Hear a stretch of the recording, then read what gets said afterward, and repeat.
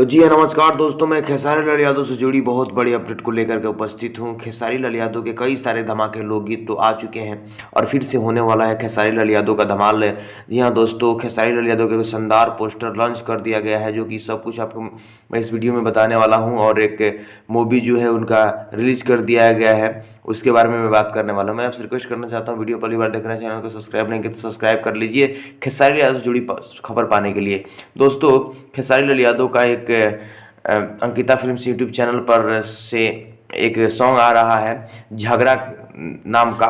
जब पोस्टर में देख सकते हैं आप लोग, उस सॉन्ग को लिखे अखिलेश कश्यप जी और म्यूजिक दिया है आर्या शर्मा जी, और खेसारी लाल यादव के साथ गाई हुई है उस सॉन्ग शिल्पी राज जी। और खेसारी लाल यादव का एक मूवी जो है आप लोगों के बीच फिल्मची यूट्यूब चैनल पर जो रिलीज़ किया गया था, उसको 10 मिलियन व्यूज मिल चुका है।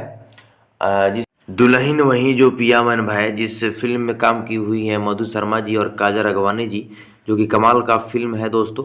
अगर आप इस फिल्म को नहीं देखे हैं तो फिल्मची यूट्यूब चैनल पर आप जाकर के इस फिल्म को देख सकते हैं और आनंद ले सकते हैं।